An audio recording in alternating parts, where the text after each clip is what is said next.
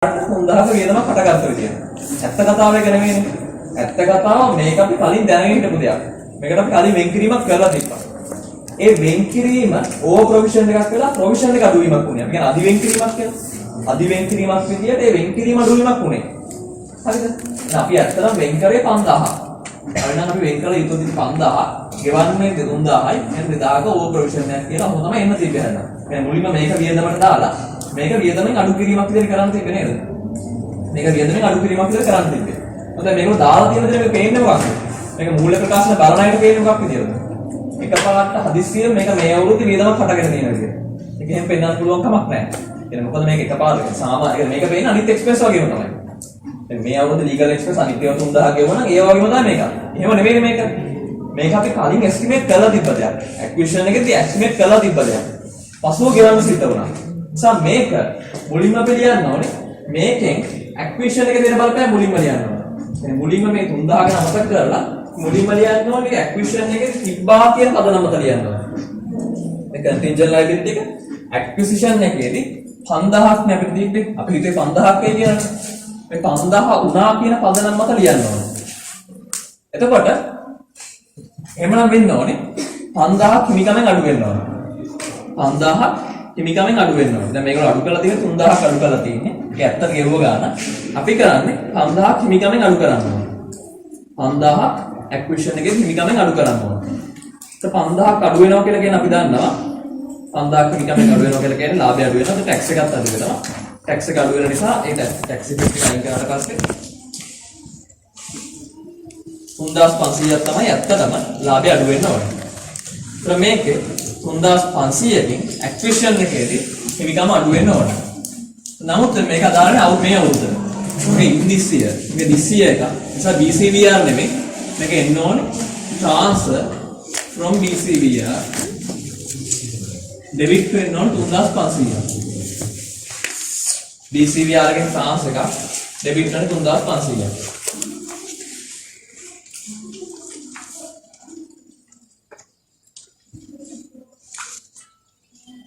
අපි කරේ මේකයි. අපි කරේ මෙයාව අමතක කරා. මේ හැම එකපාරට හටගත්ත එක්ස්පෙන්සස් වලින් ලියන්න බෑ. ඒ නිසා අපි කරන්නේ ඉනිෂියලි ඇක්විසිෂන් එකේදී මේක හඳුනාගත් පරිද්දෙන් ලියනවා. දැනටමත් මේක හඳුනාගෙන තිබ්බා විදියට ගිණුම්ගත කරනවා. අතීතයානුයෝගී විදියට ලියනවා මේක. කලින් තිබ්බ විදියට මේක ලියනවා. කලින් තිබ්බ විදියට ලියනවා කියලා කියන්නේ කලින් හඳුනාගෙන තිබ්බා මේක. හඳුනාගෙන තිබ්බා කියන්නේ ලාභයෙන් 5000 කලින් අඩු කරලා තිබ්බේ. 5000 අඩු කරලා කියන්නේ 1500 ටැක්ස් එක යනකොට 3500 අඩු වෙලා තිබ්බ විදියට ලියන්නේ. හරිද? එතකොට දැන් මොකක්ද තියෙන තත්ත්වය? දැනටමත් අපේ accounts වල 5000ක වියදමක් හඳුනාගෙන තිබ්බා. එහෙනම් අපි දැන් මෙලියුවේ නේද? අපි දැන් මෙලිය පිළිය තේරුම වෙන්නේ. අපි දැනටමත් එහෙම වියදමක් පොත්වල හඳුනාගත්තා. 5000ක වියදමක් හඳුනාගෙන ඉවරයි අපි. එහෙම නේද? හැබැයි මේගොල්ලෝ දැනටමත් පොත්වල ලියලා තියෙනවා 3000ක වියදමක්. එහෙමනේ. මේගොල්ලෝ 3000ක වියදම පොත්වල ලියලා තියෙනවා. ගෙවුව ගාන ලියලා තියෙනවා. දැන් මේක ඩබල් කවුන්ටින් එකක් නේද? එතන 5000ක් ලියලා දෙනවා. මෙතනත් මේගොල්ලෝ 3000ක් ලියලා තියෙනවා. එකම වියදම සටහන් දෙකක් ලියලා තියෙනවා. නිසා මේගොල්ලෝ මේ ලියපු ට්‍රාන්සැක්ෂන් එක පොත්වලින් අයින් කරනවා.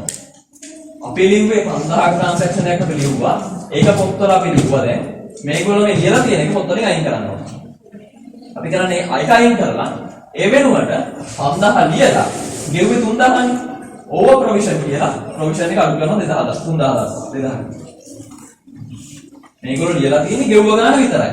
අපි කරන්නේ ප්‍රොවිෂන් එකක් විදිහට මේක ලිව්වා කලින් හිමිකමෙන් අඩු කරලා තිබ්බ විදිහට මෙයාව අයින් කරා පොත්වලින් ඊට පස්සේ මෙයාව දැස්සුවා ඇත්ත ගන්න. ගෙවුව ගන්න අඩු කරා. මේ 5000 අඩු කරා 3000 ගන්නවා. ඕවර් ප්‍රොවිෂන් එකක් කියලා. අපි කරන්නේ මේක සංකීර්ණ මේ කතාව කන්ටින්ජන්ට් ලයබිලිටි. අපි කරන්නේ මේ ලීගල් ෆීස් එක මේගොල්ලෝ මේ දාලා තියෙන ඩෙබිට් කරලා තියෙන එක අපි තුමු ලීගල් ෆීස් කියලා. මේක ලීගල් ෆීස් නම් මේක ක්‍රෙඩිට් කරනවා. මේ ක්‍රෙඩිට් කරනවා මේගොල්ලෝ ගෙවලා තියෙන 3000. මේ ක්‍රෙඩිට් කරනවා 3000. ක්‍රෙඩිට් කරනවා 3000. ඔතනින් ඒ විදිහටම අයින් කරනවා.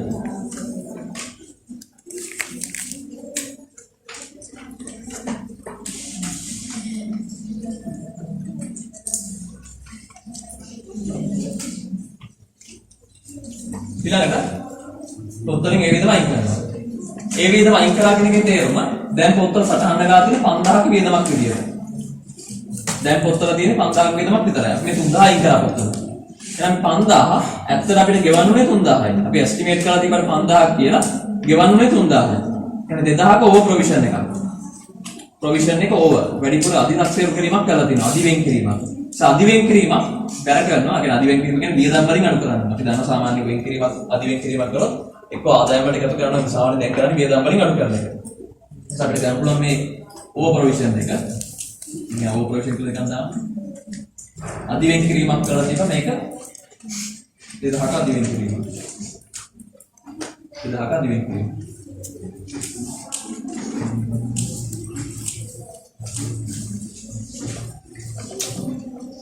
ඊළඟට මේක නිසා මේ වගේ ටැක්ස් එකට මොකද්ද වෙන්නේ? අපි ලීගල් ෆීස් ක්‍රෙඩිට් කරලා 3000.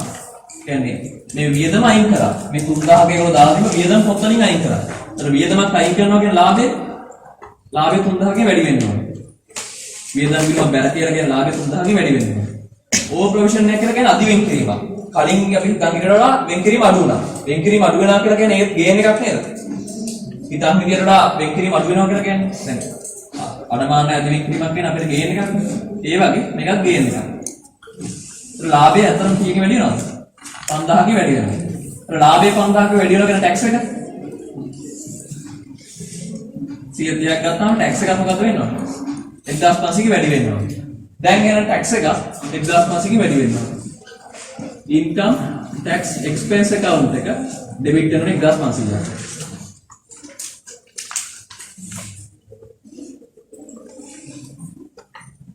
එනේ මේගොල්ලෝ ඇක්විසිෂන් එකේදී කන්ටින්ජන්ට් ලයබිලිටි එක පොත්වල හඳුනාගෙන තිබ්බේ නැහැ. එහෙම හඳුනාගත්ත යුතුව තිබ්බා. නමුත් හඳුනාගෙන තිබ්බේ නැහැ. මේගොල්ලෝ ඒ වෙනුවට කරලා තිබ්බේ මේ අවුරුද්දේදී ඇත්තට ගාන ගෙවුවට පස්සේ 5000 එස්ටිමේට් කරන්න තිබ්බ එකට ගෙවුව 3000යි. ඒ ගෙවුව 3000 වියදමක්සේ හඳුනාගෙන තිබ්බා. එහෙම කරන්න බෑ. මොකද හේතුව ඒක උදේ මේ අවුරුද්දේ වෙච්ච වියදමක් නෙවෙයි. ඒක අපි කලින් එස්ටිමේට් කරලා තිබ්බ වියදමක්. ඒක පොත්වලට ගෙනා යුතුව තිබ්බා. ඒ නිසා අපි කරන්නේ මේ 3000 පොත්වලින් අයින් කරනවා. මේ 3000 වියදම පොත්වලින් අයින් කරනවා. මේ 3000 වියදම පොත්වලින් අයින් කරා. අයින් කරලා ඒ වෙනුවට අපි කලින් හඳුනාගත්ත වියදම 5000 පොත්වලට ගේනවා. කියන්නේ හිමිකමෙන් 5000ක් අඩු කරනවා. 5000ක් අඩු කරනවා ටැක්ස් ඉෆෙක්ට් එක ඇඩ්ජස්ට් වුණා 3500ක් හිමිකමෙන් අඩු වෙනවා. දැන් අපි කොහොම BCVR ට්‍රාන්ස්ෆර් BCVR හිමිකම කියනවා. ඒතර හිමිකම අඩු වෙනවා කියලා කියන්නේ BCVR හෝ ට්‍රාන්ස්ෆර් BCVR account එක ඩෙබිට් වෙන්න ඕනේ. මෙතන දාලා මේ අවුරුතට දාලා යන්න ට්‍රාන්ස්ෆර් BCVR ඩෙබිට් වුණා. ඊළඟට දැන් අපි දැන් ඉන්න තත්ත්වය ගත්තොත් මේක ක්‍රෙඩිට් කරා මේක ඩෙබිට් කරා කියන එකේ තේරුම මේ 5000ක වේදම පොත්තල අඳුරගෙන තියෙනවා 3000 කතාවෙන් අයින් කරා හැබැයි අපිට ඇත්තටම ගෙවන්න මේ දැන් 3000යි ඇත්තටම ගෙවන්නේ 3000යි කියන්නේ ප්‍රොවිෂන් එක 5000ක දාලා තිබ්බට ගෙවන්නේ 3000යි අධිවෙන් කිරීමක් වෙන 2000 ඒක ඕවර් ප්‍රොවිෂන් එක ක්‍රෙඩිට් කරා 2000ක් කියලා ඒතර මේක නිසා ඇත්තට ටැක්ස් ඉෆෙක්ට් එක මෙතන දැම්මා මොකද අපි කරේ මේක අමාරුයි අකට වඩා මේ අවුරුද්ද දාව ප්‍රොජෙක්ට් ඕනේ නැහැ මේක ඇක්විසිෂන් එකේදී ෆෙයා වැලියු කරලා මේ අතර කාලේ විකුණු ගානක් හෝ සෙටල් කරන්න කිසිම ඇඩ්ජස්ට්මන්ට් එකක් අවශ්‍ය නැහැ. මේ අතර කාලේ නම් වෙන්නේ පත්සම් වේවා වල්කී වේවා කිසිදයක් අවශ්‍ය වෙන්නේ නැහැ.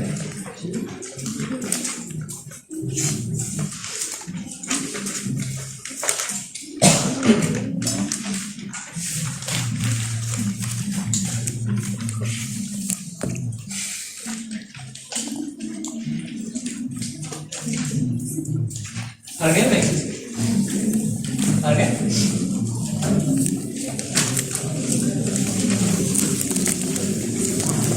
तो BCVR लो वගේ එකේ ඒවා. ඒ land fair value කරන ඒවා, fair value කරලා විකුණන ඒවා, plant fair value කරන ඒවා, fair value කරලා විකුණන ඒවා. නැත්නම් inventory වෙන්න පුළුවන්, contingent liabilities වෙන්න පුළුවන්, brands වෙන්න පුළුවන්, එක වෙන්න පුළුවන්. මේ අවස්ථා දෙක තුනක් අරගෙන example ටිකක් තමයි වෙන්නේ. හරිද? ඊළඟට මේ BCVR තව දෙයක් කියවෙන්න ඕනේ. ඒක හරිනේ.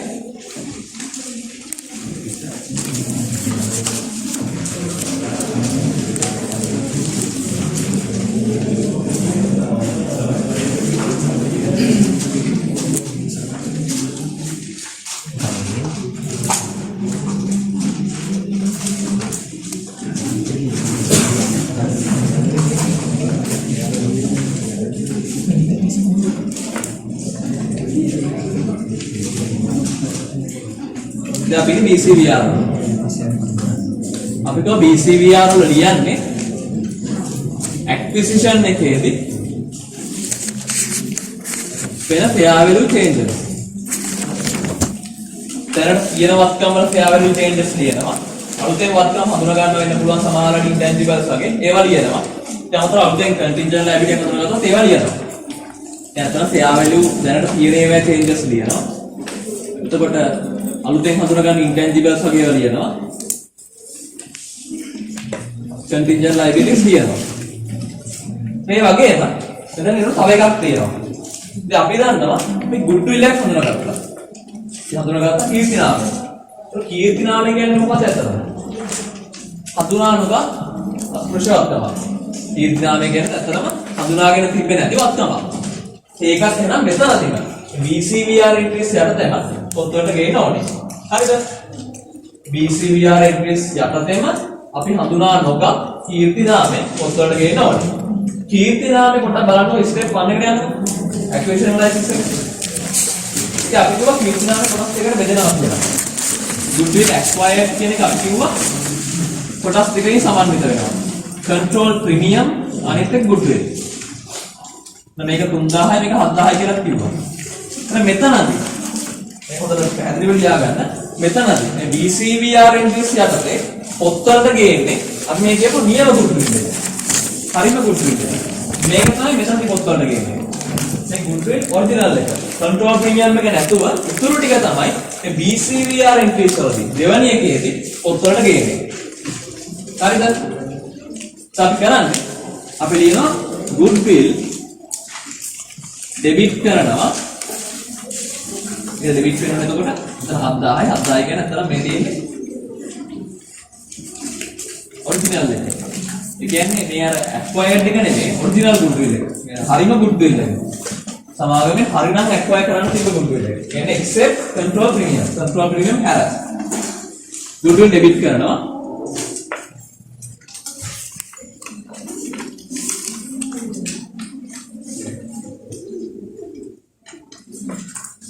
දැන් හිතන්න goodwill මෙතන 7000 debit වුණා කියලා. දැන් අපි සාමාන්‍ය කරේ කොහොමද? land එකක් වගේ වුණා නම් මේක කොහොමද කරේ? land එක debit කරා 7000 100 කරගත්තා deferred tax liability credit කරා. ඒකට ටික BCVR වලට දැම්මා. එහෙම නේද? land එකක් වුණා නම් එහෙම කරේ. එහෙනම් මෙතනදී deferred tax එක නේද? එන්නේ නැහැ. මොකද හේතුව goodwill tax වලින් exempted item එකක්. ඒ නිසා මේක tax අදාළ වෙන්නේ නැහැ. එළිම 7000 BCVR credit කරනවා. මේ සම්පූර්ණ ගාන BCVR credit කරනවා. දැන් BCVR වල ලියන්නේ අපි දැනට තියෙන වත්කම් වල fair value changes ලියනවා. දැනට තියෙන වගකීම් වල fair value changes ලියනවා. හඳුනා නොගත් වත්කම් සහ වගකීම් ලියනවා. ඊට අමතරව හඳුනා නොගත් වත්කමක් වෙන goodwill එක ලියන්න ඕනේ. goodwill debit කරා BCVR credit කරා.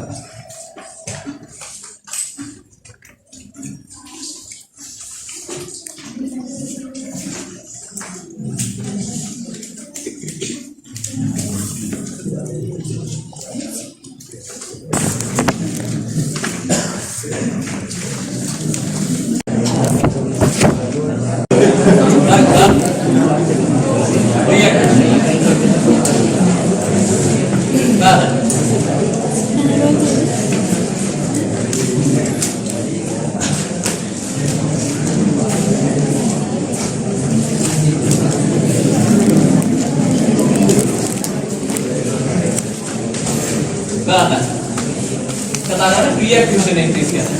තුන්වෙනි පියවර. පළවෙනි එක අපි acquisition analysis එක කරා. දෙවෙනි එක BCVR. තුන්වෙනි එක pre-acquisition entries. pre-acquisition කියලා කියන්නේ මෙහෙම එකක්. එහෙනම් අපි මේ ව්‍යාපාරය අත්පත් කරගන්න අපි parent විදියට. මේ අපි කියන්නේ නැත්නම් parent එක. කියන්නේ parent කියලා. අපි කියන්නේ මේ පළවෙනි එක. මේ pre-acquisition එකේ පියවර කිහිපයක් තියෙනවා. අපි parent එක පැත්තේ මෙලියන්නේ. එළියන්නේ අතන අපි parent කරපු ඉන්වෙස්ට්මන්ට් එකක් තියෙනවා. මේ ව්‍යාපාරය අත්පත් කරගන්න අපි යම් කිසි ගාණක් යදෙවුවා. ඒ යොදවපු ගාණට ඒගොල්ලන් අපිට ඉක්විටි හම්බුණා. අපි යම් කිසි ගාණක් යදෙවුවා අපේ පොත්වල ඒක ඉන්වෙස්ට්මන්ට් එකක් විතර පෙන්නනවා. අපි මෙයාට කරපු ඉන්වෙස්ට්මන්ට් එකක් විතර shares in P limited කියලා මොකක් හරි එහෙනම් පෙන්නන ඉන්වෙස්ට්මන්ට් එකක් විදියට. එයාගේ පැත්තෙන් ඒ ඉන්වෙස්ට්මන්ට් එක අනිත් පැත්තට පෙන්නනවා ඒක හිමිකමක් විදියට. එයාට ලැබිච්ච ඉන්වෙස්ට්මන්ට් එකක් විතර. එයා ෂෙයා ඉෂු කරා විදියට. එයා හිමිකමක් ලබා දුන්නා විදියට. එක පැත්තකින් මෙයාගේ ඇසෙට්ස් විදිහට පෙන්නනවා. කියන්නේ මේක පේරන්ගේ ඇසෙට්ස් විදිහට පෙන්නනවා. මෙයාගේ ඉක්විටි විදිහට පෙන්නනවා. මේ ආයතන දෙකක් විදිහට කියන තාක්කල් මේක අවුලක් නැහැ. මෙයා වෙනවා මෙයාගේ ඇසෙට්ස් මෙයාගේ ඉක්විටි. ඒක අවුලක් නැහැ. හැබැයි මේ දෙන්න කම්බයින් වෙනකොට මේ දෙන්නම එක්කෙනෙක් වෙනකොට එක ආයතනයක් වෙනකොට ඒකාබද්ධ වෙනකොට එකම වක්තම එකම ඉක්විටි එක තියෙන්න පුළුවන් කමක් නැහැ. කියන්නේ එකම ගනුදෙනුකට අදාළව දෙපැත්ත දෙකක් තියෙන්න පුළුවන් කමක් නැහැ. මේ දෙක මොකද වෙන්නේ? මේ දෙකම අයින් වෙන්න ඕනේ. මේ දෙකම එලිමිනේට් වෙන්න ඕනේ. එහෙනම් මටම ඉන්වෙස්ට් වෙනවා වෙන්න බෑ. මට මගේම එකෙන් ඉක්විටි තියනවා වෙන්න පුළුවන් කමක් නැහැ. නිසා මේ දෙකම අයින් වෙන්න ඕනේ. ඒක තමයි කරන්න දාන්න. බලාගන්න කරන විදිය. ඉක්විටි අයින් කරනවා සහ ඉන්වෙස්ට්මන්ට් එක අයින් කරනවා. අපි කරන්නේ මෙහෙම. එහෙනම් අපි ඇක්වයර් කරන වෙලාවේදී කරපු ඉන්වෙස්ට්මන්ට් එකට ලැබෙන සියල්ලම අයින් කරනවා. හරිද? ඇක්වයර් කරන වෙලාවේදී අපි කරන ඉන්වෙස්ට්මන්ට් එක වෙනුවෙන් එයාගෙන් අපිට ලැබෙන සියල්ලම අයින් කරනවා. සියල්ලම කිව්වහම acquisition license එකේ බලන්න සියල්ලම කියන්නේ මොනවද කියලා? book value of net assets කියනවා. ඊළඟට fair value changes කියනවා. මේ දෙකම අපිට ලැබෙනවා. එහෙනම් අපිට ඇත්තටම එයාගෙන් ලැබෙන්නේ acquire කරන වෙලාවේදී ලැබෙන්නේ assets වල book value එක නෙවෙයිනේ. එයාගෙන් අපිට ලැබෙන්නේ fair value එක. ඒ නිසා book value තියෙන ඒවාත් අයින් කරන්න ඕනේ. fair value changes උත් අයින් කරන්න ඕනේ. හතර බලා ගන්න. අපි කරන්නේ මුලින්ම අපි අයින් කරනවා equity ටික අයින් කරනකොට share capital. share capital debit කරනවා. හැබැයි සම්පූර්ණ share capital එක නෑ. සම්පූර්ණ share capital එක නෙමෙයි. අපි debit කරන අපේ portion එක. මොකද parent කතාව මේ කියන්නේ. parent කියන්නේ මේ parent එක තමයි කියන්නේ. අපි කරන්නේ acquisition එක වෙලාවේදී එයාගේ තියෙන share capital එකේ subsidiary එකේ share capital එකෙන් අපේ portion එක share capital එකේ අපේ portion 80 නම් 80ක් debit කරනවා. share capital debit කරනවා 80ක්. ඒ වගේම ඒ වෙලාවේ තියෙන general reserves වලින් general reserves වලින් debit කරනවා 80ක්. අපි කරන්නේ මෙහෙම අපි අපපත් කරගන්න යම් කිසි ගාණක් යෙදුවද ඒ ගාණ වෙනුවෙන් යාගෙන් හම්බ වෙන මොනවා හරි තියෙනවද ඒ ගාණ වෙනුවෙන් අපිට යාගෙන් ෂෙයා කැපිටල් 80ක් හම්බ වෙනවා. ඒ යොදවපු ගාණ වෙනුවෙන් යාගෙන් අපිට ජෙනරල් රිසර්ව්ස් වලින් 80ක් හම්බ වෙනවා. ඒ පොත් වලින් අයින් කරන්න ඕනේ. ඒ වගේම ඒ වෙලාවේ රීටේල් earnings තියෙනවා. ඒ වෙලාවේ තියෙන රීටේල් earnings වලින් 80ක් අයින් කරන්න ඕනේ. මොකද ඒකත් අපි ඉන්වෙස්ට්මන්ට් එක වෙනුවෙන් ලැබෙන දෙයක්.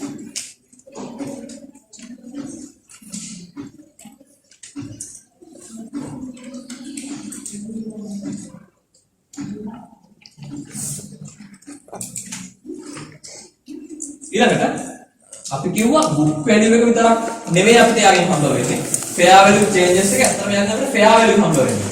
එයාව අපි මේ වෙලාවේ acquire කරනකොට අපිට යාගෙන් හම්බ වෙන assets හම්බ වෙන්නේ fair value එක. book value එක නෙමෙයි. දැන් book value එක විතරක් අයින් කරලා හරිනවද? හරියන්නේ නැහැ. ඒ නිසා අපි අයින් කරන්නේ fair value changes. fair value changes තියෙන්නේ මොන account එකේද? BCVR වල. BCVR වල තියෙනවා transfer BCVR වල තියෙනවා. මෙතන මතක තියාගන්න දෙයක් තියෙනවා.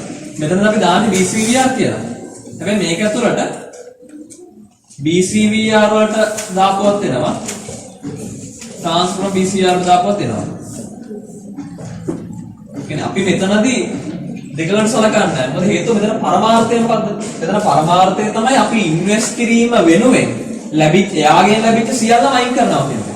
ඉතින් එයාගෙන් ලැබිච්ච සියල්ල මොන account එකකින්ද කියලා අපිට දාන්න නැහැ. ඒක BCVR වල තියෙනවා transfer BCVR වල තියෙනවා වෙනවා. ඒ සියල්ලම අයින් කරනවා. ඒ නිසා මෙතනදී BCVR transfer BCVR එක දෙකක් කියලා සලකන්නේ නැහැ. මෙතනදී දෙකේ මේවා එකක්සේ සලකලා අර ඔයා දැන් කලින් කිව්වේ මේ BCVR entries ටික ලියුවේ. දෙවනි පියවරද BCVR entries ලියුවේ. ඒ BCVR entries වල බලන්න BCVR account එක මොනවද බැලුනේ කියලා. BCVR එක මොනවද බැලුනේ කියලා. මේ වැරවිච්ච වට එකතු කරලා අපි දැන් දෙවනි ස්ටෙප් එකේදී අපි ලිව්වා නම් BCVR එක ලියාගන්න දෙවනි එකේදී අපි ලියමු BCVR වල බැරවෙච්ච සියල්ල ඩිලීට් වෙච්ච ඔක්කොම ටිකේ ටෝටල් එක ගන්න. එන්ට්‍රීස් ගොඩක් අපි ඉස්සර ගණන් කරමු තේරෙනවද? අපි ඉස්සර ලියපු එන්ට්‍රීස් වලින් ලෑන්ඩ් මොනවා හරි fair value කරා නම්, plant fair value කරා නම්, contingent liabilities ලියුවා නම්, intangibles ලියුවා නම් ඒ සියල්ලම ලියපු fair value ඒ changes වලදී BCVR වෙන්න පුළුවන්, transfer from BCVR වෙන්න පුළුවන්. ඒවට ක්‍රෙඩිට් වෙච්ච මුළු එකතුව ගන්න ඕනේ. ඒ ඩබල් එන්ට්‍රි වල මේවට ක්‍රෙඩිට් වෙච්ච සම්පූර්ණ එකතුව ගන්න ඕනේ. හරිද? අරගෙන ඒකේනොත් 180ක් BCVR එක ඩෙබිට් කරන්න ඕනේ.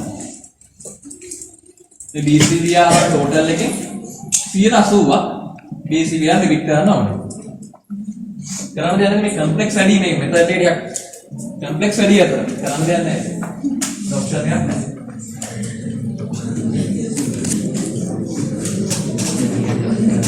ඒ ලේසිම දේ මේකයි. දෙවනි පියවරේදී ඔය BCVR එන්ට්‍රීස් ටික වා ලියා ගන්නකොට වා දෙවනි පියවර ඉවර වුණාට පස්සේ යම් BCVR එකට T account එකක් හදා ගන්න. දැන් BCVR කියලා මාස්ටර් වාස් කරන්න එක සාමාන්‍යයෙන් BCVR වල T account එකක් හදා ගන්න. නිකන් හදාගෙන ඔය දෙවනි පියවරේදී BCVR වලට ගිය ඔක්කොම ටික මෙහෙම නිකන් දාගන්න. BCVR ක්‍රෙඩිට් වෙච්ච ඔක්කොම ටික නිකන් මෙහෙම දාගන්න. දෙවනි පියවර ඉවර වුණාට පස්සේ දාගෙන ඒක ටෝටල් එක ගන්න. නැත්තම් හැම එකෙම එක එක හොයන්න අමාරුයි.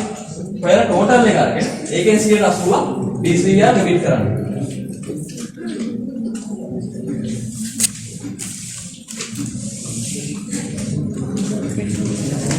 ඊළඟට දැන් මතක ඇති අපිට කටුවක් නැහැ. මේ ඇක්විෂන් ඇනලයිසිස් එකේදී අපි කිව්වා ගුඩ්විල් එක කොටස් දෙකකට බෙදෙනවා. පේරන්ගේ කන්ට්‍රෝල් ප්‍රීමියම් එක තියෙනවා, සම්පූර්ණ ගුඩ්විල් එක තියෙනවා. ඔරිජිනල් ගුඩ්විල් එකයි කන්ට්‍රෝල් ප්‍රීමියම් එකයි. ඔරිජිනල් ගුඩ්විල් එක අපි ලියලා ඉවරයි. ඒක අපි ලියුවානේ. BCVR එන්ට්‍රි එකක් විතර එක ලියුවා. කන්ට්‍රෝල් ප්‍රීමියම් එක යනකොට කාටද? කන්ට්‍රෝල් ප්‍රීමියම් එක කායි කියලා අපි කිව්වේ. ඒක පේරන්ගේ. ඒ නිසා අපි මේ ලියන්නේ කාගේ ඉන්ට්‍රෙස්ට් එකද? පේරන්ගේ. එහෙනම් ඒකත් මෙතන ලියන්න ඕනේ. කන්ට්‍රෝල් ප්‍රීමියම් එක මෙතන ලියන්න ඕනේ. නිසා අපි ලියනවා goodwill account එක ඩෙබිට් කරනවා මේ ලියන්නේ කන්ට්‍රෝල් ප්‍රීමියම් එක. මේ ඉන්ට්‍රෙස්ට් එක ලියාගෙන උඩට එක්සෑම් එක මොනවද කියලා මේක බලාගෙන මතක ගන්නවා. මේ අපේ කන්ට්‍රෝල් ප්‍රීමියම් එක අරගෙන ඩෙබිට් කරන goodwill වලට. එහෙනම් goodwill සම්පූර්ණ ගන්න 10000යි. එකෙන් 7000 අපි ඔරිජිනල් goodwill BCVR එන්ට්‍රීස් වලට ඩෙබිට් කරා. ඉතුරු ටික කන්ට්‍රෝල් ප්‍රීමියම් එක ඒක අයිති පේරන්ට් නිසා පේරන්ට්ගේ සටහන ටික ලියද්දි goodwill ඩෙබිට් කරන්න 10000 කන්ට්‍රෝල් ප්‍රීමියම් එක.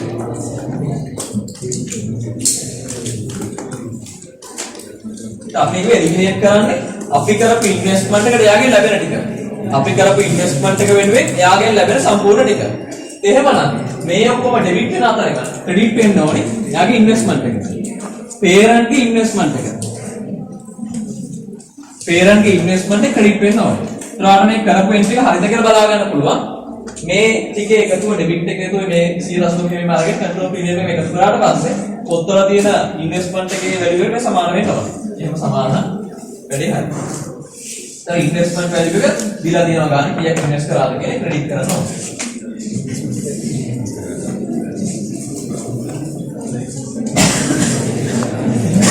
මේක මේ තේරුම් අරගෙන මේ එකම ගාන ඔය දැන් ඔය කියන ගානම දෙපාරක් හදන්න.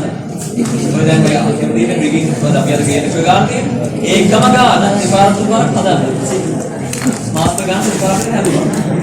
මේක නේද තේරෙන්නේ නැහැ. එහෙම ගාන තේරෙන්නේ නැහැ.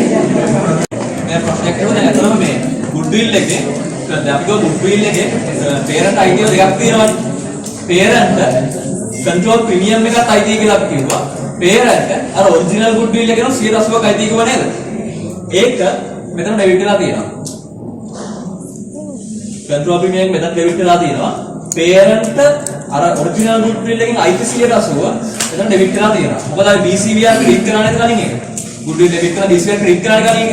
BCVR එන්ට්‍රීස් වල ඔයාලා බලන්න BCVR එන්ට්‍රීස් වල ගුඩ්විල් ඩෙබිට් කරලා BCVR ක්‍රෙඩිට් කරලා තියෙනවා. ඒක BCVR ක්‍රෙඩිට් කරපුවකින් අරගෙන ඩෙබිට් කරලා තියෙනවා. ඒක කවුලක් නැහැ.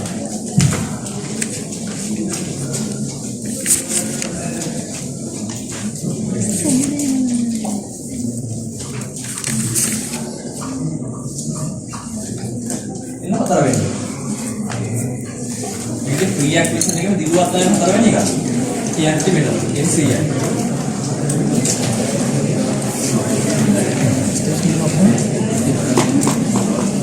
කොහොමද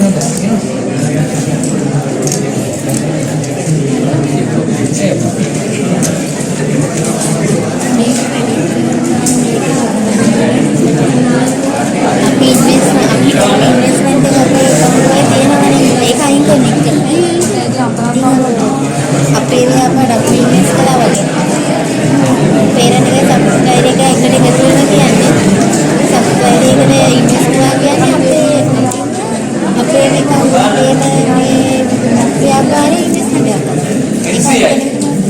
NCI වල සටහන් තුනක් එනවා. මේ NCI තමයි තමයි පැටලෙන්නේ. මේ NCI වල තමයි මම කිව්වේ පොඩි අවුලකුත් තියෙනවා කියලා. අනිත් ඒවා කියන කොහොමද කොහොමද සමානයි. අර මේ අපලස දීලා තිබ්බ ආන්සර්ගේ සමහර ඒවායි මේ අපි කියන්නේ සර්වල් කාර්යකාරී සම්බන්ධව කරපෙගේ පොඩි වෙනස්කම් ටිකක් තියෙනවා.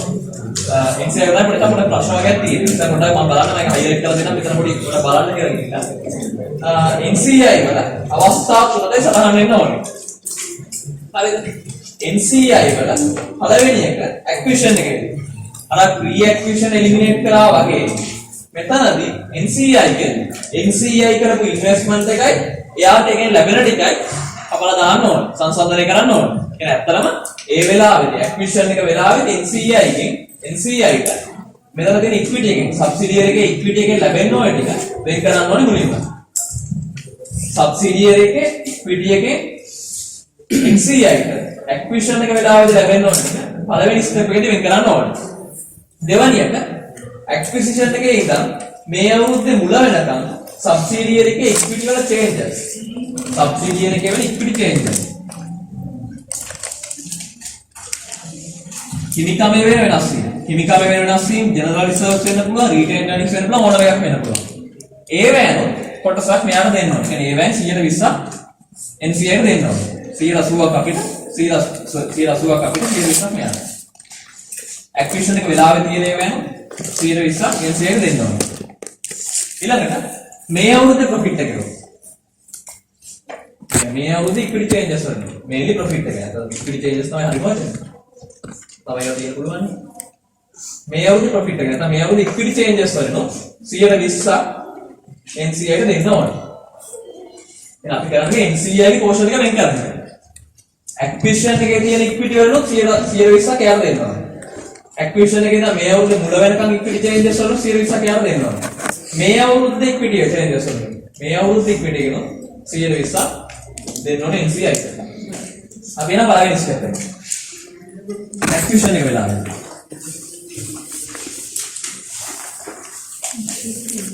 මේක ප්‍රී ඇක්විෂන් වගේම තමයි. අපි කලින් කරේ මොකද්ද? ෂෙයා කැපිටල් එක ගත්තා. ඩෙබිට් කරා ෂෙයා කැපිටල් වලින් 180ක්. දැන් ඉතුරු 120 ෂෙයා කැපිටල් ඩෙබිට් කරනවා. ජෙනරල් රිසර්ව්ස් ගත්තා. ඩෙබිට් කරා ජෙනරල් රිසර්ව්ස් වලින් 120ක්. කලින් නිසා 180ක් ඩෙබිට්